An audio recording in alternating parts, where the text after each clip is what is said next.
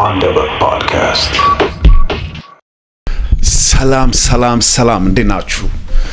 በሶሎ ቪዲዮ ተመልሰናል። ዛሬ ዝም ብዬ የመጣልኝን ሀሳብ ሳይሆን ማወራላችሁ ረጅም ዓመት የፈጀብኝ ይህን ነገር ለማወቅ በቃ ከ10 ዓመት በላይ የፈጀብኝን ለናንተ በነፃ ይህን ቪዲዮ ካያችሁት በነፃ በቃ መስጠት አለብኝ ብዬ ወስኜ ያቀረብኩላችሁ ቪዲዮ ነው። እርግጠኛ ነኝ በጣም ተወዱታላችሁ። ዛሬ የምናወራው ስለ ክብደት መቀነስ ነው ወይንም ፋት ሎስ። ቅድም እንደነገርኳችሁ እኔ ከ10 ዓመት በላይ ኤክሰርሳይዝ አድርጌያለሁ። የፊትነስ ኢንዱስትሪውን አጥንቻለሁ። ስለ አመጋገብ እንዴት ክብደት በአጠቃላይ መቀነስ እንደሚቻል በቃ ሚስጥሩ ነው ዛሬ ማውጣው። ሚስጥሩን ነው ማውጣው ስል ባጭሩ ይሄን ቪዲዮ አይታችሁት በጣም ልትጠቀሙ የምትችሉት ሪሰርች አድርጋችሁ በራሳችሁ ሞክራችሁ ከእንደገና ደግሞ በቃ ሳይሆን ድጋሚ ሲሳካ ምናምን ሳይሆን በቃ ይሄን ቪዲዮ አይታችሁ ክብደት መቀነስ እንዴት እንደምትችሉ ነው። ትክክለኛ የተረጋገጠና ሳይንቲፊክ የሆነ ሜተድ ነው የምነግራችሁ ክብደት መቀነስ ለምትፈልጉ ማለት ነው። ይሄ ለወፍራም ሰው ብቻ አይደለም የሚሆነው፣ ስኪኒ ፋት ለሚባሉት አይነት ሰዎች ይሆናል። ስኪኒ ፋት ምን አይነት ሰዎች ናቸው? ቀጭን ሆኖ ወፍራም ማለት ነው። ቀጭን ሆኖ ቦርጭ ያለው ሰው አጋጥሟቸው አያውቅም? ወይንም እዚህ ዳርና ዳር ማፍን ታፕ የሚባለው ጋር ፋት ያለው ሴትም ወንድም ሊሆን ይችላል። አንድ ሰው ስታዩት ቀጭን ስለመሰለ ፋት ዳምፕ የሚያደርግ ቦታ የለውም ማለት አይደለም። ስለዚህ ይሄ ኢንፎርሜሽን ለሁሉም ነው። ከሳ ፊት መሆን ለምትፈልጉ በአጠቃላይ ነው።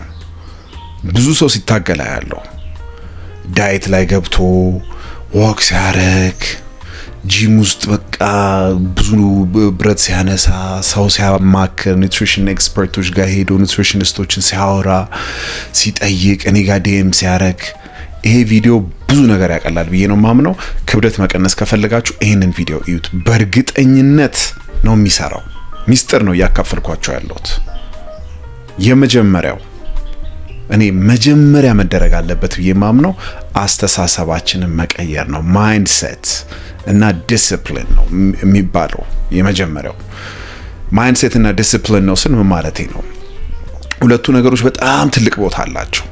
አንድ ሰው ክብደት መቀነስ ከፈለገ ማይንድሴቱን አስተሳሰቡን ካልቀየረ ዲሲፕሊን ከሌለው በተአምር አይቀንስም። ይቀንሳል ይመለሳል። እንደዛ አይነት ሩቲን ውስጥ ነው የሚገባው። እንደመቀነስ ይላል ይጨምራል። በደንብ መቀነስ የሚታይ አይነት ጤናማ የሆነ ክብደት አቀናነስ ከፈለግን ይህንን ማድረግ አለብን። አስተሳሰባችን በደንብ መቀየር አለበት። ዲሲፕሊናችን በደንብ መቀየር አለበት። ኦኬ፣ እናብራራው። ማይንድሴት ስል መጀመሪያ አንድ ሰው በቃ ምን ማድረግ አለብኝ ብሎ የድሮ አስተሳሰቡን ማስወገድ መቻል አለበት፣ ወይንም ግሮውዝ ማይንድሴት ማዳበር አለበት። እችላለሁ የሚለውን ነገር መጀመሪያ መቀበል አለበት። ማንኛውም ሰው ሜዲካል ኮንዲሽን ከሌለበት ክብደት መቀነስ ይችላል ከሚሉት ነኝ እኔ። አንዳንድ ሰዎች አሉ ሜዲካል ኮንዲሽን፣ የተለያዩ ኮንዲሽኖች አሉ መቀነስ ከታይሮይድ ጀምሮ ብዙ ነገሮች አሉ። እዛ ውስጥ ባልገባም ዛሬ ግልላችሁ የፈለኩት ምንድነው ማይንድሴቱ ማስተካከል አለበት። እንደሚቻል በጣም ፓስብል ነው። በጣም ክብደት የጨመረ ሰው እቀንሳለሁ ብሎ ማይንድሴቱ መጀመሪያ ማስተካከል አለበት። ከዛ ዲሲፕሊኑ ማስተካከል አለበት። ዲሲፕሊኑ ጋር እስቲ ኒድ እንደፈለገ ሁሉ ነገር እያደረገ እንደፈለገ እየተመገበ ወይኔ ያልቀነስኩም ሊል አይችልም። ምክንያቱም ዲሲፕሊኑ መጀመሪያ መስተካከል ያለበት። አይሆንም። ዲሲፕሊን የሌለው ሰው ሊቀነስ አይችልም። ለምሳሌ አልኮልን እናነሳ እንችላለን። በጣም አልኮል በቃ የሚጠጣ ከሆነ ብዙ ካሎሪ ነው ኮንሱም እያደረገ ያለው። ሌላውን የሄልት ጉዳት ትተነው ብዙ ካሎሪ ኮንሱም እያደረገ ነው። አልኮል በጣም እየወደደ በጣም እያበዛ ዲሲፕሊንድ ነኝ ሊል ከቻለ ልክ አይደለም። አልኮል መቀነስ አለበት በሚችለው ያህል፣ ከቻለ ደግሞ ማቆም። ልላችሁ የፈለኩት ራስን መግዛት እለዋለሁ እኔ ዲሲፕሊንን ወይንም ዊል ፓወር ወይንም ሰልፍ ኮንትሮል አንድ ሰው ራሱ መግዛት ከቻለ ትልቅ በቃ ሰው ያልገባው እንዴት ልበላችሁ አሴት ነው። ወይንም በቃ ልናረገው የምንችለው ክብደት ለመቀነስ ዲሲፕሊናችንን ማስተካከል ነው። ይሄ እንዴት ነው የሚሆነው? ማስቀደም ያለብን ረጅም ጎላችንን ነው ማየት ያለብን። አጭር ማየት የለብንም። ረጅም ጎል ነው ማየት ያለብን። ከዛ ነው የሚጀምረው ዲሲፕሊናችንን ማስተካከል ክብደት ለመቀነስ። በየጊዜው ከተቻለ በየቀኑ ራሳችንን ማስታወስ አለብን ጎላችንን። ጎሌ 20 ኪሎ መቀነስ ነው። ስለዚህ ይሄንን ምግብ አልበላም፣ ይሄን መጠጥ ነው እያልን ራሳችንን በድግግሞሽ ማስለመድ መቻል አለብን። በየቀኑ የምናረገው ሩቲን ግዴታ ነው። ያለሱ ማይንሴታችን ዲሲፕሊናችን ሊስተካከል አይችልም። ዛሬ ተበላሽቶ ነገ ከነገ ወዲያ ምናምን አይሆንም። በቃ ዲሲፕሊንድ መሆን አለብን። ቆራጥነት ይፈልጋል። ሌላኛው ነገሮችን ለማቅለል መሞከር ነው።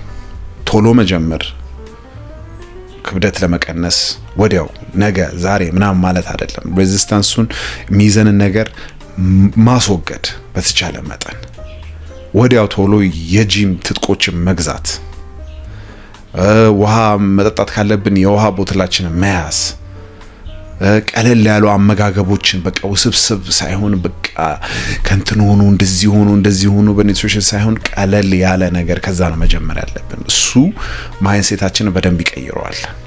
ቤተሰብ ሊሆን ይችላል፣ ፋሚሊ አጠገባችን የሚቀርበን ሰው ሊሆን ይችላል። በቃ ብዙ ሰው ቴምፕት ሊያደርገን ሊወሰውሰን ይችላል። እስቲችን በርገር ብላት፣ በርገር እንብላ፣ ጣፋጭ እንጠጣ፣ ጣፋጭ እንጠቀም ምናምን የሚል አጠገባችን ሰው ሊኖር ይችላል። ልብ ብለን ዲሲፕሊን እንደሆነን ለራሳችን መናገርና መሆን አለብን። ቆራጥ ካልሆነን ዲሲፕሊን ካልሆነን በተአምር አንቀንስም። ስለዚህ የመጀመሪያው ይሄ ነው፣ ማይንድሴት እና ዲሲፕሊን ነው። ሁለተኛው ማንኛውም ሰው ያውቀዋል፣ አመጋገብ ነው፣ ኒውትሪሽን ነው። ትልቅ ቁልፍ ነው ብዬ ነው የማምነው። ለፋት ሎስ ክብደትን ለመቀነስ አንድ ሰው ማይንድሴቱና ዲሲፕሊኑን ካስተካከለ በኋላ ቀጥታ መሄድ ያለበት አመጋገቡ ላይ ነው። ኒውትሪሽኑን በትክክል ማስተካከል አለበት። ምክንያቱም ትልቅ ቦታ አለው። ክብደት ለመቀነስ ካሎሪያችንን ማወቅ አለብን፣ ምን ያህል ካሎሪ ኮንሱም እንደምናደርግ። ዝም ብለን ውስብስብ አፖች የተጠቀምን ሳይሆን እንዲህ በቀላሉ ማወቅ እንችላለን። ምን ያህል ካሎሪ እንዳለው አንድ ምግብ ብዙ ነው ወይ ትንሽ ነው ወይ? ይሄ ትንሽ እውቀት ነው የኒውትሪሽን እውቀት የሚፈልገው። ስለዚህ በተቻለ መጠን ካሎሪውን መቀነስ ነው። ጥራት ያለው ምግብ ለመብላት መሞከር ነው ከማብዛት። ፍርፍር ይሄን የሚያህል ፓስታ በቦል ምናምን መቅረት አለበት። ስለ ኒውትሪሽን ስለ አመጋገብ ቪዲዮ ሰርችላችኋለሁ፣ ገብታችሁ እዩት ሙሉ።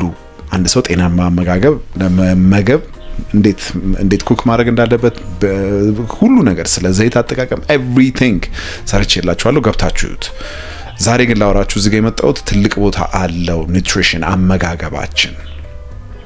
ለምሳሌ አንድ ሰው ትሬድሚል ላይ ጂም ገብቶ በጣም ሲሮጥ ያለው 500 ካሎሪ ያቃጠላል እንበል፣ which is በጣም ከባድ ነው። 500 ካሎሪ ለማቃጠል አንድ ሰው ቢያንስ በትንሹ 1 ሰዓት መሮጥ አለበት። 1 ሰዓት በቃ በጣም መሮጥ አለበት። ግን 500 ካሎሪ ግን በ5 ሰከንድ አንድ ዶናት አልበላም ብሎ እዚህ ላይ የምታዩት ስዕል አለ አይደል? ዶናት እሱን አልበላም ብሎ በ5 ሰከንድ 500 ካሎሪ ማስወገድ ይችላል ማለት ነው። ስለዚህ እዚህ ጋርም ዲሲፕሊን ነው እያወራኝ ያለሁት። ኖ ማለት መልመድ አለብን። አንድ ዶናት በልተን 500 ካሎሪ ውስጣችን ከከተትን እሱን ለማቃጠል እንግዲህ 1 ሰዓት ሙሉ መሮጥ አለብን ትሬድሚል ላይ። ስለዚህ ኖ ብንል ይሻላል። ቀለል ያሉ ምግብን አለመውሳሰብ። አሁንም ገብታችሁ እዩት የሰራሁላችሁን ቪዲዮ ምን መመገብ እንዳለባችሁ። ግን ምግባችሁን በተቻላችሁ መጠን ማቅለል መቻል አለባችሁ። ነገ የምትመገቡትን ዛሬ ፕላን ማድረግ ከቻላችሁ ወይንም ዛሬ ማታ በጣም ወሳኝ ነው። አይምሯችሁ በቃ እንዴት ነው እንዳይደክም፣ ወይኔ ዛሬ ደግሞ ምንድነው የምበላው ምናምን እንዳይል በቃ ፕላን ማድረግ ነው። ይሄ በጣም ወሳኝ ነገር ነው። ለረጅም ጊዜ እንዲያስኬዳችሁ ያደርጋል። ኢንጆይ የምናረገው ምግብ ቺት ዴይ ብለን ኢንክሉድ ማድረግ አለብን፣ መክተት አለብን። ቺት ዴይ ማለት ምንድነው?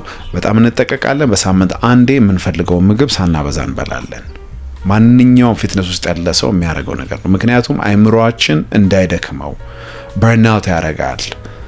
ሰስቴይነብል አይሆንም። ክብደት ለመቀነስ በቃ ራሳችንን እንደዛ እየመታ ነው አይሆንም። ከስንት አንዴ የምንፈልጋትን በትንሹ ምግብ መብላት አለብን ከሚሉት ነኝ። አለበለዚያ አይምሮአችን ይደክመዋል። ፕሮቲን ላይ ፎከስ ማድረግ አለብን። ስለ ፕሮቲንም ሰርችላችኋለሁ ቪዲዮ ላይ። በባዲ ዌይት 1 ግራም ለመመገብ መሞከር። አለበለዚያ ፕሮቲን ሳንበላ ክብደት የምንቀንስ ከሆነ በቃ ስኪኒ ፋት ነው የምንሆነው። ቀጭን ግን ወፍራም እንደማለት ነው። ብዙ ሰው አለ እንደዛ። ሄልዲ አይነት አቀናነስ አይደለም የምንቀንሰው። ስኪናችን ይጎዳል። በጣም ብዙ ነገር አለ። እንነጫነጫለን ምናምን። አመጋገባችን ትክክል መሆን አለበት። ራሳችንን በጣም ስለጎዳን አይደለም፣ አራዳ መሆን አለብን። ይሄ ከብዙ አመት ሂደት የተማርኩትን ነው እኔ የምነግራችሁ። ስለዚህ በጣም መጠንቀቅ አለብን። ጤናማ ክብደት አቀናነስ ነው። አራዳ መሆን አለብን። ክብደት አሁን ቀንሰን ወዲያው የሚመለስ ከሆነ ምንም በቃ ልፋት ነው የሚሆነው። ስለሱ ደግሞ እናወራለን። ግን ፕሮቲን ምግባችን ውስጥ በቃ መክተት አለብን በተቻለ መጠን። እንዴትም ብለን በቃ ፕሮቲን አለው ወይ ነው ይሄ ምግብ ጎላችን መሆን ያለበት። አሁን ስጋ አለው ወይ? ለምሳሌ 200 ግራም ስቴክ፣ የሶስት እንደዚህ የጣሳዎቹ ቱና፣ ከቻለን ደግሞ ያው ፊሽ ምናምን ወይ ፕሮቲንም ልንጠቀም እንችላለን። 2 ስኩፕ 200 ግራም በቺክን ልናገኘው እንችላለን። በግሪክ ዮገርት፣ በቋንጣ በምናምን በቃ በተለያየ መንገድ ያው እሱንም ሰርቼላችኋለሁ። ቪዲዮ ገብታችሁ እዩት። ፕሮቲን ኬት በደንብ ማግኘት እንደምንችል ኢትዮጵያ ውስጥ፣ ሌላ ሀገር አለም ኢትዮጵያ ውስጥ በደንብ ልናገኛቸው የምንችላቸው ፕሮቲኖች ብዬ ሰርቼላችኋለሁ። አሪፍ የሚባሉ ሶርሶች ከየት ነው የምናገኘው ኢትዮጵያ ውስጥ የሚለውን ሰርቼላችኋለሁ። ስለዚህ ኒውትሪሽን በጣም ትልቅ ቦታ አለው። ኒውትሪሽናችን ላይ ፎከስ ካረግን ክብደት እንቀንሳለን። በእርግጠኝነት ነው የምነግራችሁ። በቃ ፎከስ ማድረግ፣ ካሎሪውን ልብ ማለት፣ ራሳችንን መግዛት። ከዛ በኋላ ይሄ ነገር ፕሮቲን አለው ወይ የለውም ወይ፣ አንድ ዶናት በልተን ምን ያህል እንደሚያስከፍለን ማወቅ። በቃ ከዲሲፕሊን የጀመርኩት ለዚህ ነው። ሁለተኛው ኒውትሪሽን ነው። ሶስተኛው ኮንሲስተንሲ፣ ድግግሞሽ፣ ደግሞ ማድረግ ነው። ካሎሪያችንን አይተን ከዛ ደግሞ ምን ያህል በርን አድርገናል፣ ምን ያህል ደግሞ አስገብተናል የሚለውን ነገር ኮንሲስተንትሊ ካላየ ነው ለውጥ አናይም። ትልቅ ቦታ ነው ይሄ ያለው። ብዙ ሰው ይጀምራል አይጨርሰውም። ልክ ላይ ጫፉ ጋር ሲደርስ ሰውነቱ እየተቀየረ ሲመጣ ተስፋ ይቆርጣል። ቶሎ ነው ለውጥ ማየት የምንፈልገው። ክብደት ቶሎ እንዳልጨመርን ሁሉ ቀስ እያለን እንደጨመርን ሁሉ ሉዝም የምናደርገው እሱን ነው። በአንድ ኤክስፔክቴሽናችን ትልቅ እንዳይሆን። ብዙ ሰው የሚጎዳው እዚህ ጋር ነው። በአንዴ መለወጥ ይፈልጋል። አይሰራም እንደዛ። ቀስ እያለ ነው። ጤናማውም እሱ ነው። ምን ያህል ኪሎ በአንድ ወር ቀነስኩኝ አስቀነሳችኋለሁ ምናምን፣ እኔ እንደዛ አይነት ነገር ጤናማ አይደለም ከሚሉት ነኝ። ብዙ ካንስኮንስ አለው። ቀስ ብላችሁ መስላችሁን ጠብቃችሁ ክብደታችሁን ለመቀነስ ነው መሞከር ያለባችሁ። ብዙ ነገራችሁን እያያችሁ ቆዳችሁ ራሱ ሳግ ማድረግ የለበትም። እሱ ራሱ መስሉ ውጥር ብሎ ለመቀነስ መሞከር ነው። ስለዚህ ኮንሲስተንሲ ትልቅ ቦታ አለው። ለውጥ ሰው ላይ ሲል ያቆማል። ይሄን ቪዲዮ ራሱ እዚህ ድረስ የሚያየው ትንሽ ሰው ነው። አናሊቲክሱን ገብቼ ሳይ ብዙ ሰው አያየው ሙሉ ነው። ለዛ ነው መቀየርም የማይችለው። ሁሉንም ኢንፎርሜሽን አይወስደውም። ፎከስ ማድረግ አንችልም። ለዛ ነው ኮንሲስተንሲ ደግሞ በማድረግ ነው ለውጥ የሚታየው። አለበለዚያ አይታይም። አንድ ወር ኤክሰርሳይዝ አድርገን ባንዴ ለመቀነስ አንሞክር። ብንቀንስም ጤናማ አይደለም። ብዙ ጊዜ ነው ያወርቸዋለሁ። 30 ኪሎ የቀነሰ ጓደኛ አለኝ በ6 ወር። ከዛስ በ3 ወር ድጋሚ ክብደቱን ጌን አረገው፣ ተመልሶ ወፈረ። ለምን አልገባውም እንዴት እንደሚሰራ። መሰል ጡንቻ ሜታቦሊዝሙ ላይ ስላልሰራ ማለት ነው። እነሱ ነገሮች ስለ ሜታቦሊዝም ሰርቼላችኋለሁ። ገብታችሁት ሜታቦሊዝማችን እንዴት እንደምናስተካክል ስለ ቴስቶስትሮን ሰርቼላችኋለሁ። እኔ በምችለው ሼር እያረኩኝ ነው ኢንፎርሜሽንን። እናንተ ግን ሰብስክራይብ አታደርጉም። አድርጉ ሰብስክራይብ። አራተኛው ወሳኝ ነገር ትሬኒንግ ነው፣ ክብደት ለመቀነስ። እነዚህ ነገር ካረግን ክብደት በእርግጠኝነት እንቀንሳለን። ክብደት ብረት ሬዚስተንስ ትሬኒንግ ወይንም በቃ ብረት ማንሳት ማለት ነው። በቀላል በከባድ አቅማችን እንደሚችለው ፕሮግሬሲቭ ኦቨርሎድ ቀስ ያለን ክብደቱ መጨመር እንችላለን። ከ3 እስከ 5 ቀን በሳምንት ኤክሰርሳይዝ ለማድረግ መሞከር አለብን። ለምን? መስላችን ዴቨሎፕ እንዲያደርግ። ክብደት ብቻ መቀነስ አይደለም ጎላችን፣ መስልም ያስፈልገናል። አለበለዚያ መስል ከሌለ ሜታቦሊዝማችን ይወርዳል። ሜታቦሊዝም ከሌለ የምንበላው ምግብ አይፈጭም፣ አይቃጠልም። አልተቃጠለም ማለት ሁሉም ምግብ የምንገባው የምንበላው ክብደታችን እየጨመረ ነው የሚመጣው። ስለዚህ አብረን ማስኬድ መቻል አለብን። ለዛ ነው ትሬኒንግ ያስፈልጋል እምላችሁ። ክብደት ማንሳት ግድ ነው። ዋክ አድርጎ አንድ ሰው እንደ ካርዲዮ ሉዝ ሊያደርግ ይችላል፣ ግን በትንሽ የብረትም ቢሆን ኤክሰርሳይዝ ማድረግ አለበት ለመስሉ። ሁሉንም መስል ኤክሰርሳይዝ ማድረግ አለብን፣ ከእግር ጀምሮ ሾልደር፣ ደረት፣ ባክ፣ ሁሉንም ፎርም ለምን አይቀርም። በቃ ያገጭ ኤክሰርሳይዝ መቅረት የለበትም። ሁሉንም መሰራት አለበት። ቀሉን እንተውና ሁሉንም ፉል ባዲ ኤክሰርሳይዝ ለማድረግ መሞከር ነው፣ ዲስትሪቢዩት እንዲያደርግ። አንድ ብቻ ነገር መገንባትና ሙሉ መገንባት አንድ ስላልሆነ እሱን ደግሞ የማትወዱ ከሆነ ሌላ አይነት ፎርም ኦፍ ኤክሰርሳይዝ፣ ዋና የሚወድ ዋና፣ ግራውንድ ቴኒስ የሚወድ ግራውንድ ቴኒስ፣ ዋክ ማድረግ የሚወድ ዋክ። ብቻ ትሬኒንግ ግድ ነው የሚለው። መስላችሁንም ማሰብ መቻል አለባችሁ። እነዚህ በቃ ቁልፍ ብዙ ሰው ያውቀዋል ግን አያረገው። እነዚህን አሁን በነገርኳችሁ ተርታ ካረጋችኋቸው በደንብ ነው የሚቀየረው አንድ ሰው።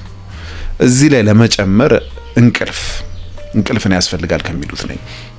እንቅልፍ በጣም ወሳኝ ነው። ስለ እንቅልፍ ሙሉ ቪዲዮ ሰርቼላችኋለሁ፣ ግን እዚህ ላይ እንደ ምርቃት ላድርገው። 5ኛው እንቅልፍ ነው። እንቅልፍ ስንተኛ ሰውነታችን ሪከቨሪ ያደርጋል፣ ይድናል፣ ይጠግናል፣ ብዙ ነገር ነው የሚሰራው። እሱን እንዲሰራ መፍቀድ አለብን። 2 ሰዓት 3 ሰዓት 4 ሰዓት እየተኛን ክብደት ለመቀነስ መሞከር የሚሰራ አይመስለኝም። እኔ ካለኝ ኤክስፒሪየንስ እንቅልፍ ትልቅ ቦታ አለው። ትሬን ራሱ ካደረገን በኋላ ራሱን እንዲጠግን የምንፈቅድለት በሱ ነው።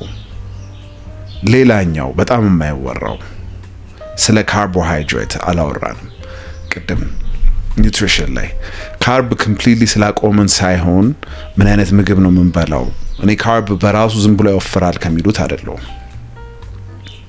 የምንበላው ምግብ ካሎሪ ምን ያህል ነው። የተለያየ አይነት ካሎሪ አለ ይገባኛል፣ ግን ቢያንስ አሁን ክብደት ለመቀነስ የጀመረ ሰው ካሎሪውን ቢያውቀው ይጠቀማል። ስለ እንቅልፍ እንመለስ። እንቅልፍ የማይተኛ ሰው በጣም ይጎዳል። ክብደት ባይጨምርም እነዚህ ነገሮች በደንብ እንዳይሰሩ ያደርጋል። ዲሲፕሊኑ እንደበፊቱ አይሆንም፣ ምክንያቱም እንቅልፍ አልተኛም። አመጋገቡ ላይ ኬርለስ ነው የሚሆነው።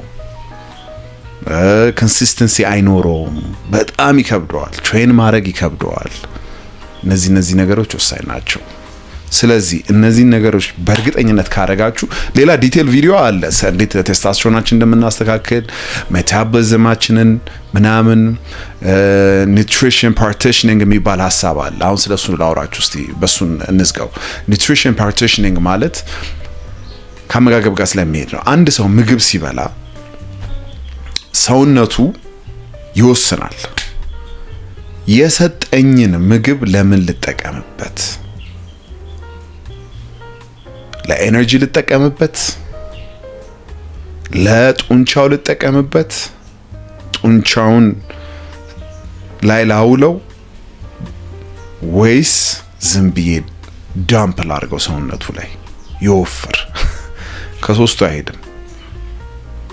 ለኤነርጂ የሚጠቀምበት አለ፣ ለማስል የሚጠቀምበት አለ፣ ከዛ ደግሞ ዳምፕ ያደርገዋል። ኒውትሪሽን ፓርቲሽኒንግ ማለት ይሄ ነው። ሙሉ ቪዲዮ ሰራላችኋለሁ። ስለዚህ ግን ከሶስቱ እንዲወስን ሰውነታችሁ ራሳችሁ ናችሁ የምትፈቅዱለት። ውፍረት ጋር ስለሚገናኝ ይሄንን ነገር ያነሳሁት። ዝም ብሎ ዳምፕ ያድርገው ለኤነርጂ ይጠቀምበት ወይስ ለመስላችሁ ይጠቀምበት፣ ራሳችሁ ወስኑ። ክብደት መቀነስ በደንብ ይቻላል፣ ግን እነዚህ ነገሮች መደረግ አለባቸው።